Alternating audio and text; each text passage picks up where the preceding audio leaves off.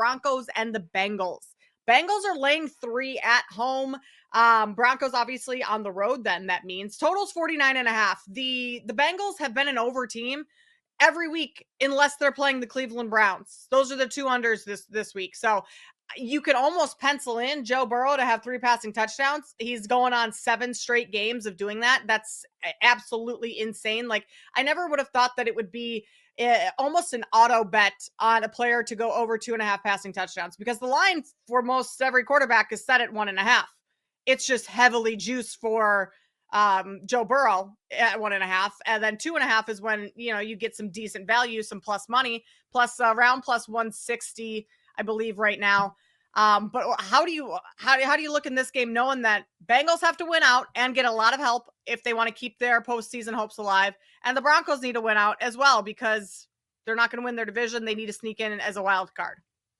Yeah, Joe Burrow over 2.5 passing touchdowns. Everyone's going to look at that plus 150, plus 160 and rush to bet that. And like you said, it's been going over, and I'm not going to argue for the under here because I do like the Broncos in this game. Their defense has been stellar all year long. I think Cincinnati's probably going to be behind, and they're going to have to throw the ball because what are they going to do? Take it out of Joe Burrow's hands? Chase Brown's awesome. Illinois legend. I love him. But they have to have Joe Burrow throw the ball because your best player is Joe Burrow and your second best player is Jamar Chase. So you want the ball in their hands as much as possible, despite the defense, despite how good Denver's defense is, and Pat Surtain being back there and possibly being a defensive player of the year candidate. And they've been awesome, but I like the Broncos outright in this game. Are we forgetting that Cincinnati's defense can't stop anybody? I could be out there and Cincinnati wouldn't be able to stop me on defense. So I like the Broncos in this spot. They have a lot to play for too. I just don't think the Bengals have the players to keep up with the Broncos as a whole. Yes, Joe Burrow's awesome. Yes, Jamar Chase is awesome.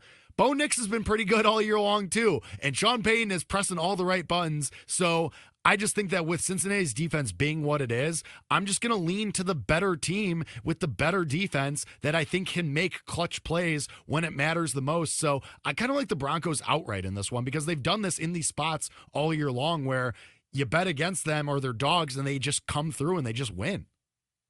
They just put the nail in the coffin on the Bengals playoff hopes. That would be what happens there.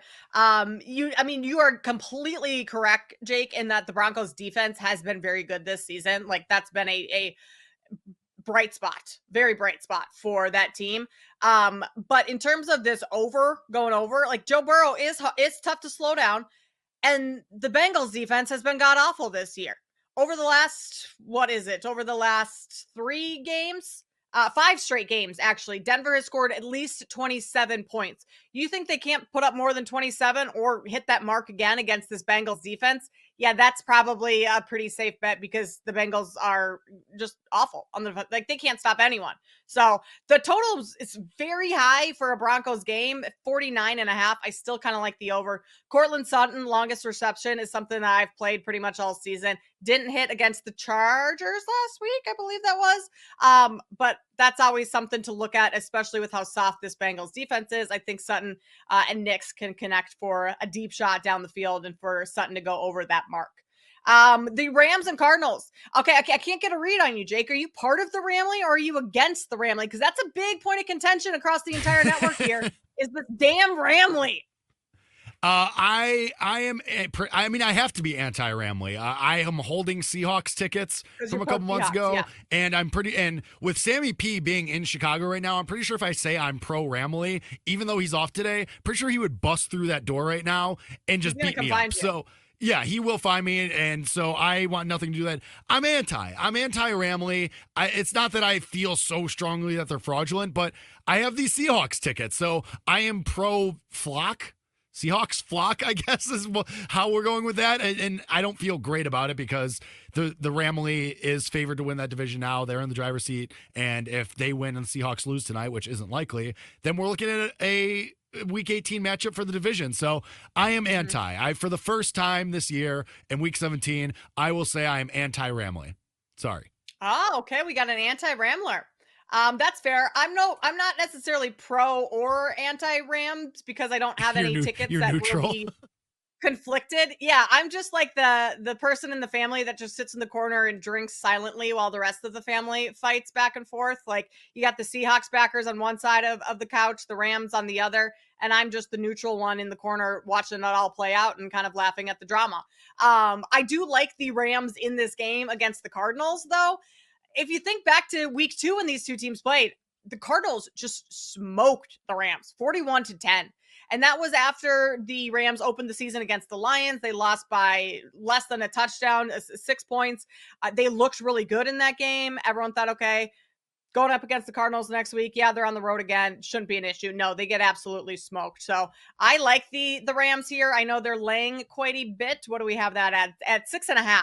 But this Cardinals team is out of the playoffs. And James Conner could be sidelined for this game as well. And if you take James Conner off the field, what do the Cardinals have? They have a Marvin Harrison Jr. that can't really get any separation, has been underwhelming this year, and Kyler Murray, who's going to try and get things done himself, use his legs, but is, erratic at best sometimes. So do I think that he's going to get the job done against a Rams team that is feeling the urgency, knows they need to win?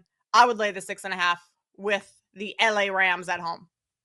Yeah, I just said I'm anti-Ramley, but it would only be the Rams against the Cardinals in this spot. James Conner possibly not playing, banged up if he is, and we're past Christmas now. This is the Kyler Murray graph of the ups and downs of his season. Starts really awesome, looks like an MVP candidate. All right, up.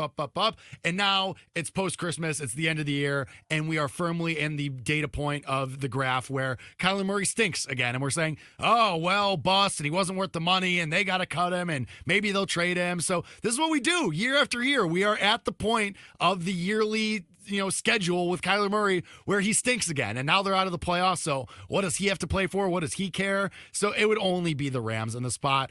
It's inside of a touchdown, so you're 6.5. I still think that's fine, but for me, it would only be props. I think Ramley props overs, Matthew Stafford overs, but it would never be the Cardinals in the spot now that they're out of the playoffs, and with how we know Kyler Murray plays in these spots at this point in the season, I want nothing to do with this team. Yep, I'm with you there. The other Saturday game, or the last Saturday that we haven't touched on, is the Chargers and Patriots. Chargers are on the road. They're laying 4 in New England. A low total, 42.5. The Patriots are odd because they still seem to be fighting a little bit, even though they're pretty much, well, not pretty much, they are completely dead. They've been basically dead all season. But Drake May is still playing hard. He's still fighting. I don't necessarily love either side in this one. The Chargers going all the way across the country. The under would be appealing to me. I know it's extremely low, but this Patriots offense is not going to be doing a whole lot of damage. Chargers defense, yes, they've given up quite a few yards in previous weeks over the last 4 or 5, but for the most part all season, their defense has been phenomenal. Best scoring defense in the league. I think you'd have to look towards an under, especially being outdoors, out east where it's maybe cold, rainy, wet, snow. Under in this one for me. Otherwise, it would just be a pass because there's other stuff I like a lot better. Yeah, I mean, there's better spots to go, but if you have to, if you gave me $100 and said bet something in this game, I would lay it with the Chargers. I know it's a travel spot, and I usually like to go against teams that are traveling cross country like this, but this Patriots team is terrible, and I know they've been plucky, and they clearly have a guy in Drake May, but their head coach is a 0. The rest of that team is a 0. The play callers are a 0. And on the other side, you have Justin Herbert and Jim Harbaugh. So I want to back that team. I think getting 4.5, I know it's more than a field goal, but I think the Chargers should be able to take care of business here, even if they just run the ball a million times and you're not asking Justin Herbert to throw it that much because you're up. What are the Patriots going to do? I know Drake May is a dude, like I just said, but there's only so much he can do, and the Chargers are just clearly the better team across the board. They're better on all facets of the game. They just have the upper hand here, and so despite the travel spot, I like the Chargers here. I kind of think it's a short number. I think this number should be more like 5.5 or 6, so I'll take the Chargers here. I know that the Patriots have been plucky, and I know Drake May has done his best Superman act to keep the Patriots in these games and keep them close a little bit, but I just think that the Patriots get outclassed here. We mentioned earlier 3-2-1 Cancun. I think the Patriots are firmly there. Drake May's trying to prove something. He's trying to prove that he has a place in this league. Think he's already there. So I think the Chargers are the spot here. I would lay it with them. Drake May, longest rush. There's a theme to bets that I like, Jake. And I love the longest at anything, like longest reception, longest rush. That's just my MO this season for whatever reason. Drake May, longest rush over 12.5. I think he gets there. 13 last game. He had a 41-yard run against the Colts a couple weeks ago, 16 against the Rams. That would be a prop that I like in this game. In terms of our Sunday games, let's start things out with Jets and Bills. We talked about this a little bit earlier. Buffalo laying 9 at home, where they are 7-0 this season, and that's just 7-0 straight up. But you enter in who we like to call on Sundays on BetMGM Game Day, Jake, here on the BetQL Network, the geriatric conspiracy theorist, Aaron Rodgers, going on the road. I'm thinking Aaron Rodgers probably opened up a new bag of crystals for Christmas. I mean, forget the coal. Santa's bringing Aaron Rodgers the crystals. And there might be some magic going on. Not to say that they're going to go into Buffalo and upset them, but I think I would take the points with the Jets.